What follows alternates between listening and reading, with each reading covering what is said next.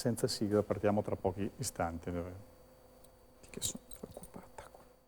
È a distanza.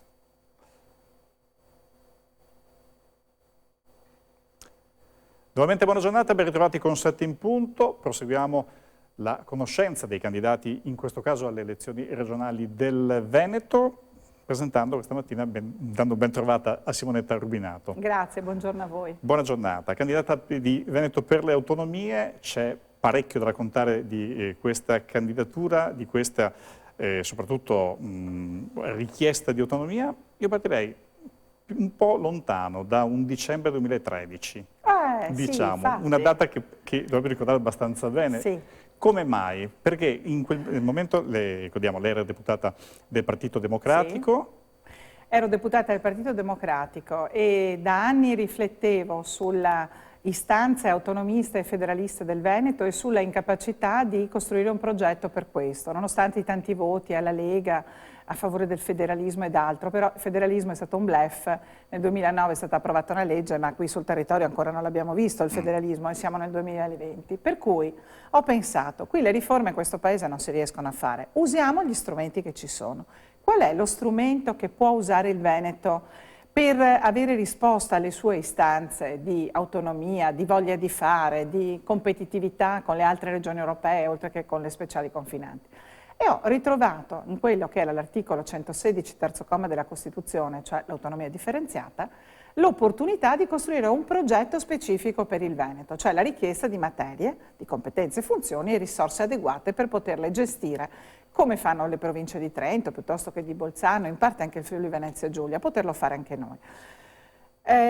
Come è stato accolto e quindi ho presentato un emendamento, ricordando che nel 2007 il Consiglio regionale del Veneto, io non c'ero, ma altri vi erano, all'unanimità, quindi maggioranza e opposizione praticamente votarono a favore della richiesta di 15 materie allo Stato in base a quella norma costituzionale. E quindi dico, si può riprendere da lì. Bene, presento un emendamento, questo emendamento con mio anche grande sorpresa perché era un emendamento pesante, difficile da far passare, eppure riuscimmo a farlo passare, era il governo Letta. E con dei funzionari lavorammo a una norma che è quella che poi venne votata, che oggi è vigente, che è quella che ha dato al governo la responsabilità del negoziato per trovare l'intesa con la regione. Prima di questa norma che venne approvata in quella stabilità 2014 c'era solo la norma costituzionale e infatti la norma non poteva partire perché il Parlamento aspettava che arrivasse non si sa da dove e da chi una legge che recepisse un'intesa che nessuno aveva costruito. Per cui quella norma diede al Veneto la possibilità dal 1° gennaio 2014, quindi era presidente già Luca Zaia, dava una corsia preferenziale alle regioni che avevano già chiesto l'autonomia differenziata in passato. Eppure quella norma che io consegnai al gruppo del Partito Democratico in Regione non venne utilizzata né dal Partito Democratico, dal gruppo Consiglio del Partito Democratico per incalzare il Presidente Zaia, né da Zaia che con mio grande stupore annunciò proprio in quel frangente, a dicembre 2013, fece un comunicato in cui dichiarò che l'autonomia differenziata per il suo Veneto dei Forconi e dell'Indipendenza era una semplice aspirina che non serviva a curare la malattia. Sono lieta che dopo tanti anni abbia invece, si sia convinto che l'autonomia differenziata, che questo progetto ha una portata storica di riforma per il Veneto e anche per la Repubblica. Però siamo nel 2020, appunto, 7 anni dopo quasi. 2.200.000 sì, che ho contribuito anch'io a far arrivare, perché ho scritto un libro, La spallata, perché i veneti andassero a votare, siamo ancora qui ad aspettare, c'è qualcosa che non funziona e non è solo a Roma. Effettivamente, da capire, sono voluto partire da lontano proprio per capire un attimino un po' anche quello che è nel corso degli anni questa richiesta di autonomia, se è una richiesta di autonomia che viene da destra, da sinistra, dal centro, da tutti, oppure, come ha spiegato anche lei poco fa, c'è qualcosa ma non viene ascoltato. Allora, intanto va chiarito un concetto che a molti non è chiaro, purtroppo né a destra né a sinistra, devo dire, dove ho militato nel Partito Democratico e oggi non ho più la tessera di quel partito, ma mi dispiace davvero che abbiano perso la capacità di essere su questo tema incisivi, soprattutto in Veneto. Allora, l'autonomia è in Costituzione un principio fondamentale. Chi è contro l'autonomia è contro la nostra Costituzione.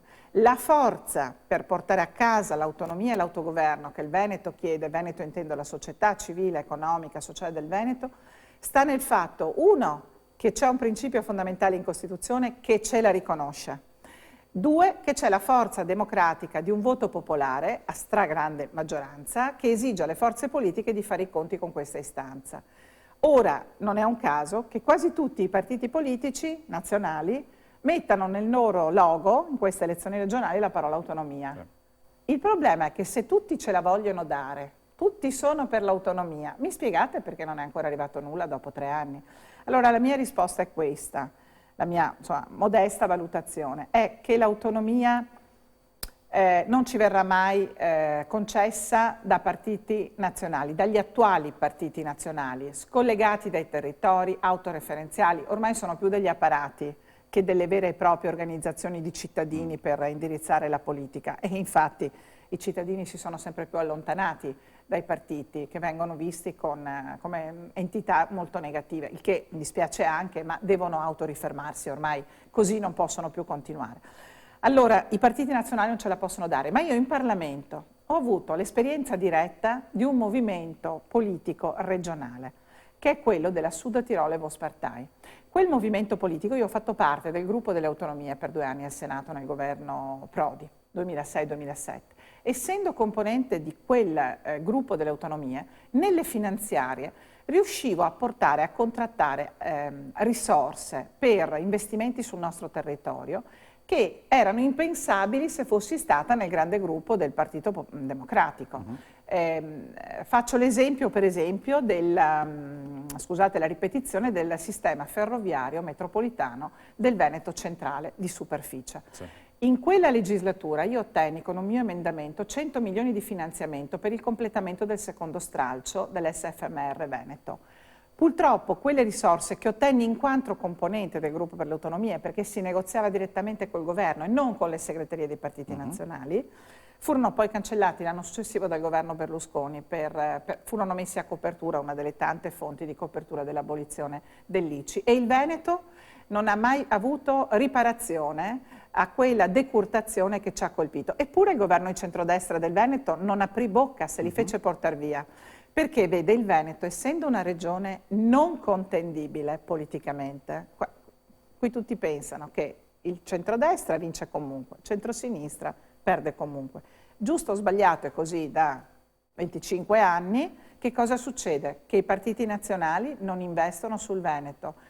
Quelli di destra perché tanto non hanno ragione di farlo, comunque vincono e quindi investono in altre regioni magari che sono più contendibili e che possono essere vinte e strappate all'altra parte. Il centro-sinistra perché comunque la dà per partita persa e quindi non ci investe a sufficienza. Ecco perché io credo che per l'autonomia non bastino i partiti nazionali, ma serve una start-up politica come la nostra, cioè un movimento regionale che all'autonomia ci crede sul serio, anzi alle autonomie crede, e che in Consiglio regionale farà di tutto per smascherare eventuali bluff sull'autonomia come quelli che ci sono stati fino a oggi. Se i veneti ci daranno forza con il loro voto, noi daremo voce al loro sì all'autonomia, all'autogoverno e collaboreremo col Presidente che sarà eletto dai veneti. Se farà bene, se andrà nella giusta direzione, saprà fare strategia politica portando a casa dei risultati. Non faremo sconti se invece si va nella direzione opposta, quella che è la carriera personale di Tizio piuttosto che di Caio, anziché il bene dei veneti. Ecco, ci aiuta a capire questo allora. Sembra quasi ci siano 3 autonomie, diciamo, c'è la vostra candidatura, Veneto per le autonomie, c'è il partito dei Veneti di Antonio Guadagnini, c'è il presidente Zaia. Mettiamo così, principalmente. Che differenti posizioni ci sono? Beh, le differenti posizioni sono queste. Il presidente Zaia con la sua lista e Antonio Guadagnini, candidato presidente per la lista del Partito dei Veneti, sono stati in maggioranza in questi 3 anni dopo il referendum. E i risultati non li hanno portati a casa, sono loro che devono rendere conto del perché non si è riusciti a fare neanche mezzo passo in avanti. Erano esattamente tutte e 2 in maggioranza, omologhi. Noi siamo una alternativa che pensa, uno, di saper dire qualcosa di serio sul tema autonomista, perché ci abbiamo creduto quando altri neanche ci pensavano. Abbiamo fatto un progetto, l'abbiamo presentato quando nessuno ci pensava e pensiamo anche di avere la possibilità di essere credibili rispetto agli elettori, perché vede, chi è stato in maggioranza fino a oggi continuerà a fare promesse, ma che cosa potrà cambiare un voto per quanto importante a Luca Zaia in questa tornata elettorale? Vede, nel 2015 Zaia ha preso 1 milione di voti, tantissimi rispetto a chi è stato sconfitto, però al referendum ne ha presi 2.200.000. Mettiamo che Zaia abbia uno strasuccesso, lo vedremo, finché non si aprono le urne, nulla è detto, però tutti lo danno per rieletto e con grande successo. Ma non potrà mai arrivare a 2.200.000 voti, come erano i sì che i veneti gli hanno messo a disposizione per contrattare l'autonomia. E allora, che cosa di diverso dovrebbe esserci, di più forte, dopo una sua vittoria, per portare a casa davvero un risultato? Il vero tema è se Luca Zaia metterà finalmente prima i veneti, e prima i veneti significa prima i veneti del suo partito, prima i veneti delle indicazioni e delle decisioni che prende il suo segretario Salvini. Fino ad oggi Zaia si è dimostrato un discreto amministratore, un ottimo comunicatore, ma un soldato della Lega di Salvini. I veneti oggi hanno bisogno di un generale per la partita dell'autonomia, non di un soldato. Hanno bisogno di un leader politico con un progetto politico importante. A Roma bisogna negoziarla l'autonomia, via via in modo graduale e progressivo, ma serve autorevolezza politica. Non basta avere degli ottimi tecnici e docenti che trattano i tavoli. È una partita politica importantissima. Pochi secondi e cifre soprattutto per dare un po' una base della sua esperienza. Quanti anni da sindaco, quanti anni invece esperienza da parlamentare? Allora, io arrivo alla politica molto tardi, infatti a 38 anni mi candido a sindaco del mio comune. Lei è avvocato? Roncade, sì, avvocato, vengo dal volontariato, insomma un po' volontariato giovanile cattolico, e faccio il sindaco di Roncade dal 2004 al 2014. Nel contempo la Margherita mi chiede di candidarmi nel 2006 al Senato della Repubblica e vengo indicata dopo una primaria tra i circoli della Margherita, arrivo in Parlamento, faccio i 2 anni con il governo Prodi e poi i 2 mandati dal 2008 al 2018 come Partito Democratico alla Camera. Nel marzo 2018 ho cessato ogni incarico e ho costituito un'associazione Veneto Vivo per portare avanti la cultura dell'autonomia e del federalismo.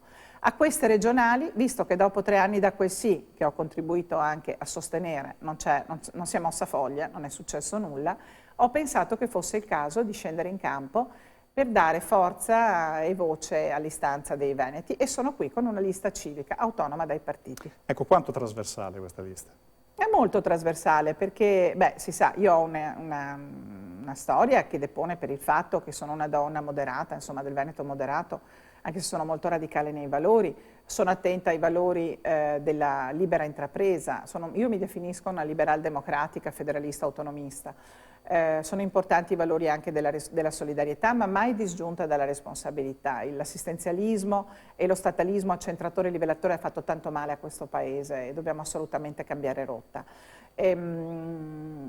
Quindi nella mia lista però ci sono persone di diversa provenienza politica, ci sono per esempio persone che hanno fatto gli amministratori per esempio per la Lega, oppure ci sono persone che vengono da un mondo più vicino come dire, a sentimenti di indipendenza piuttosto che di autonomia, ma credono profondamente nel progetto che ho presentato, appunto di autonomia e federalismo, dentro la Costituzione, dentro una Repubblica federale e un'Europa federale, e quindi è il progetto che ha messo insieme esperienze molto diverse e secondo me questo è un di più, perché significa che quello che conta non è la filiera, la fedeltà a un capo, a un partito, a una segreteria, ma il progetto politico. C'è più di un sindaco nella sua lista. Sì, ce n'è più di uno. Quindi vuol dire che anche l'esperienza stessa da primo cittadino porta anche, diciamo, a cementare questo tipo di richiesta? Ecco, la ringrazio per la domanda, perché la logica del nostro movimento è proprio questa. Vogliamo andare a rifondare la politica, è una grande scommessa, è una sfida, siamo una piccola start-up, bisogna proprio, come dire, c'è un rischio investire su di noi, ma potremo anche, come dire, avere davanti a noi un roseo futuro se abbiamo indovinato il progetto e la direzione. Noi vogliamo rifondare la politica partendo dal basso, dai territori, dall'esperienza concreta delle persone. Gli apparati vengono dopo. Oggi le persone sono soffocate dagli apparati, in sanità, piuttosto che nelle istituzioni di governo, piuttosto che nella fiscalità. Sembra che siano i cittadini a doversi mettere a disposizione degli apparati. Assolutamente no, va rovesciata. La nostra Costituzione dice le persone sono i protagonisti e le istituzioni, gli apparati di cui si costituiscono anche le istituzioni, vanno a servizio dei bisogni delle persone. È cambiare il paradigma.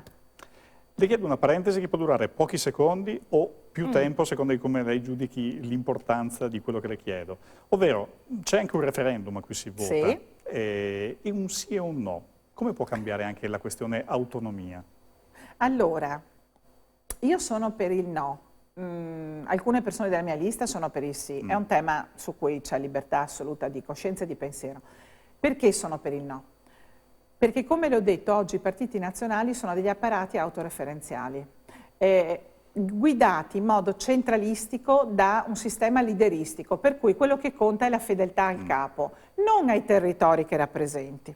Allora, che cosa succede? Se noi riduciamo in questo momento la rappresentanza in Parlamento, ci saranno ancora meno persone libere.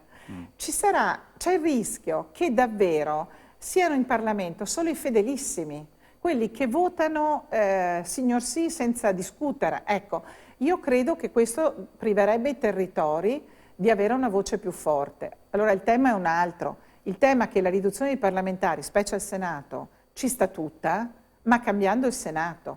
Il Senato, proprio nell'idea di Repubblica di autonomia che abbiamo noi, deve essere costituito, ma come in Germania, bastano 70 persone. 70 persone che però non sono elette in liste di partito, ma sono eletti presidenti di regione dai loro concittadini e, perché sono presidenti di regioni, sono in Senato, sono per esempio sindaci di comuni capoluogo o altri comuni che vengono designati a entrare in Senato, sono per esempio rappresentanti delle province e delle città metropolitane. Allora sì che il Senato può essere anche solo di 70 persone, non di 100 addirittura, ma perché c'è la voce dei territori che vede nel momento in cui le leggi vengono formate che quelle leggi non mortifichino i bisogni dei cittadini. Le faccio un esempio, se avessimo avuto questo Senato non sarebbero passate le leggi finanziarie che tagliavano sui fondi per le borse di specializzazione per i medici e non avremmo la penuria di medici che abbiamo oggi e così via sulla scuola, gli organici ed altro, oppure i tagli ai nostri comuni virtuosi. Ecco, quindi sì, ma facciamo le cose bene. Il rischio è che diamo in mano a pochi uomini segretari di partito con un numero ridotto di deputati e di senatori la possibilità di cambiare la Costituzione e le regole del gioco in modo assolutamente pericoloso, non discusso e non valutato fino in fondo e i territori conterebbero sempre meno. 10 minuti alla fine della nostra chiacchierata, lei che ha vissuto anche da Roma, diciamo, il cammino verso l'autonomia, l'ha vissuta diciamo in maggioranza, mettiamola così. Come vive adesso ogni tanto i passaggi, se vogliamo anche come si sia arenata in un certo modo questo cammino? Dov'è vivo l'inghippo? con un certo senso di disagio e di impotenza perché vedo che non sono lì e quindi non posso fare nulla, non posso combattere, sono fuori, no? Dal palazzo, dalle istituzioni, quindi finché ero lì magari non riuscivo a farmi ascoltare, ho fatto tante battaglie in cui trovavo un muro di gomma, però almeno ci provavi e magari qualche volta ci riuscivi. Ecco, adesso mi sento un po' fuori e vorrei tanto portare un contributo, a prescindere da chi governa, perché qui stiamo parlando di funzionamento del sistema della Repubblica che vale a prescindere dai partiti. Io poi sono poco ideologica e vorrei davvero essere molto pragmatica, portare a soluzione i problemi. Lo vivo anche con un certo, come dire, disagio e anche in modo molto negativo, perché vedo questa proposta di legge quadro, la trovo assolutamente un bluff, a cui si sta prestando in parte anche il Presidente Zaia e me ne dispiace. Perché è un bluff? Perché serve ad allungare il brodo. Tra l'altro ho chiesto a Roma di poterne, come ex parlamentare, di poterne vedere se c'è una traccia o un disegno, mi hanno detto che è praticamente segretata, non capisco perché, visto che dovrebbe essere la soluzione di tutti i problemi da quanto viene raccontato. Allora, perché è una presa in giro? Uno, perché Ministro Boccia parla di autonomia mentre in realtà si riferisce al decentramento amministrativo, ma dare un po' di poteri autorizzatori, passare un po' di poteri autorizzatori dai ministeri alla regione, non cambia mica la vita dei cittadini veneti, è ben altro l'autonomia, è autogoverno, non è questa cosa qui. Ancora, vogliono trattenere a Roma le risorse per le aree interne, per le aree diciamo più trascurate e disagiate, non ho capito perché. Le risorse venete devono scendere a Roma per poi essere Roma a decidere cosa ha bisogno il Polesine piuttosto che il Bellunese, piuttosto che un'altra area, ma perché non lo possiamo decidere noi attraverso chi governiamo? E poi infine, non c'è bisogno di questa legge, sa perché non c'è bisogno? Perché nel febbraio del 2018 la Commissione Affari Regionali del Parlamento, che è formata sia da senatori che da deputati, all'unanimità ha votato una risoluzione di una indagine conoscitiva sull'autonomia differenziata. In quella indagine c'è scritto nero su bianco e votato all'unanimità che non serve una legge quadro per l'attuazione dell'autonomia differenziata, perché la norma costituzionale e la norma che fece approvare io nel 2013 sono più che sufficienti per un percorso flessibile, adeguato, positivo per il raggiungimento dell'autonomia differenziata. L'ha detto il Parlamento.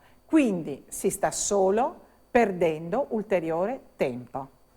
Più voti alle autonomie, diciamo a chi chiede l'autonomia, significa anche una richiesta più concreta, significa che i veneti possono aver capito meglio quale sia la questione, oltre appunto a richiederla così, senza però magari avere ben chiaro cosa significhi chiedere autonomia.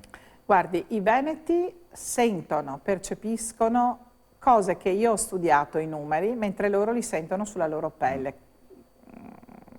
Il popolo di solito può anche sbagliare, succede che sbagli, però in realtà il disagio che manifesta è perché ci sono dei dati di realtà che lo confermano. Allora, se noi studiamo la banca dati dei conti pubblici territoriali, che sostanzialmente dà i numeri della spesa pubblica dello Stato allargata, quindi anche degli enti partecipati dallo Stato, e vediamo come vengono redistribuite nelle regioni tutte le risorse, la gran parte delle risorse della fiscalità generale, noi scopriremmo una cosa che può sorprendere, cioè che il Veneto è sottodotato in termini di trasferimenti finanziari rispetto alla media del centro-nord. È la regione fanalino di coda nella spesa pubblica statale, il che significa che noi paghiamo delle risorse, un gettito fiscale, che ritorna in Veneto per i bisogni del Veneto, scuola, sanità, infrastrutture, trasporti, per esempio, ho fatto alcuni esempi fondamentali, e ritorna in una misura che è sotto la media delle altre regioni produttive del Paese. Quindi a volte io dico siamo la prima regione del sud come spesa pubblica statale, il che non è un bene. Perché? Perché lo vediamo tutti i giorni, i veneti non hanno bisogno di studiarsi la banca dati che ho letto io per avere le conferme. I veneti vedono che ogni anno si aprono le scuole e non ci sono i docenti per i loro figli, che ci sono le classi pollaio, che non c'è l'insegnante di sostegno. Perché una regione come il Veneto, che tanto dà, è uno dei tre motori produttivi del Paese, non è in grado di avere gli organici di cui hanno bisogno i nostri ragazzi? E questo è un tema molto semplice. Le infrastrutture. Noi abbiamo un consumo spaventoso di suolo in Veneto e non abbiamo le infrastrutture adeguate alla mobilità di persone. È paradosso. Com'è possibile? Non hai le infrastrutture e hai consumato il territorio. Perché il Veneto, i comuni veneti, gli enti locali del Veneto, hanno dovuto consumare territorio perché i trasferimenti statali dopo i decreti stammati qui erano molto più bassi che in altre parti del Paese, e quindi per fare infrastrutture, garantire servizi, manutentare le strade si facevano entrate attraverso l'utilizzo del consumo di suolo, oneri di urbanizzazione e ICI. Oggi il Veneto drammaticamente ha un territorio da ripulire, zone industriali, anche abbandonate, l'invecchiamento, centri storici che vengono spopolati. Tutta questa operazione ha dato benessere, lo sviluppo disordinato, se vogliamo, del Veneto, ha creato sviluppo per i veneti e anche per il resto del Paese. Ora il Veneto però questo lo sta pagando in termini di costi ambientali e di degrado.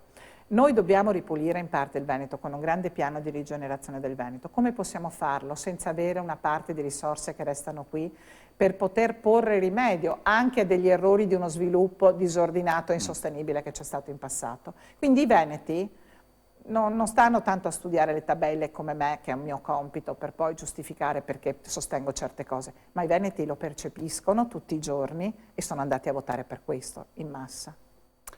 La vostra start-up, come l'ha definita, Veneto per le Autonomie, cosa cercherà di, diciamo, di migliorare, di lottare più che altro nella bozza presentata dal Ministro Boccia?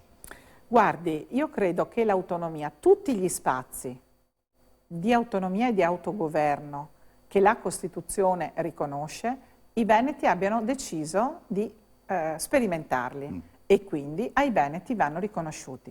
Il punto è che questi spazi di autogoverno, che poi significa maggiore autonomia a fronte di maggiore responsabilità, questi spazi di autogoverno non possono essere come quando vai in un ristorante, apri il menù, è un ristorante eccezionale, ci sono delle pietanze straordinarie, vuoi assaggiare tutto, ti fai portare tutto e poi o finisci all'ospedale o hai sprecato del cibo inutilmente perché non lo sai, non lo puoi mangiare.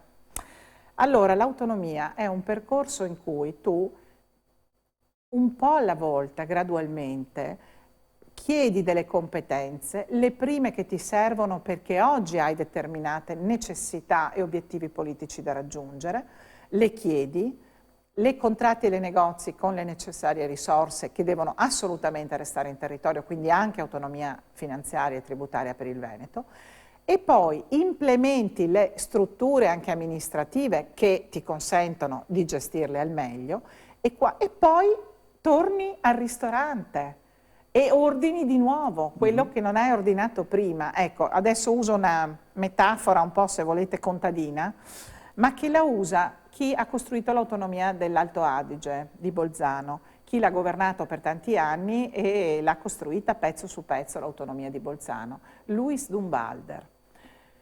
Lui dice, è un uomo, un contadino dalla profonda saggezza, e lui dice che l'autonomia è come un salame. Per mangiarlo un salame lo devi tagliare a fette, non puoi ingozzarti con un salame intero. Le fette sono la progressione della richiesta continua di materie, competenze, funzioni e risorse, dimostrando che le gestisci meglio dello Stato e quindi torni al ristorante e dici non mi puoi dire di no adesso, perché hai visto che faccio meglio di te? Bene. E questa è l'autonomia. E per tagliare il salame, dice Louis Dumbalder, serve un coltello. Cos'è il coltello? È il partito regionale, la Sud Tirolo Volkspartei. Noi siamo la start-up del coltello dell'autonomia del Veneto, per tagliare l'autonomia del Veneto fetta a fetta. Spiegato bene anche con questa definizione cosa e chi soprattutto potrà votare e chi sceglierà domenica e lunedì Veneto per le Autonomie. Ringraziamo Simonetta Rubinato. Posso farle solo un'aggiunta veloce? In 20 secondi. 20 secondi. Allora, io in realtà non sarò mai...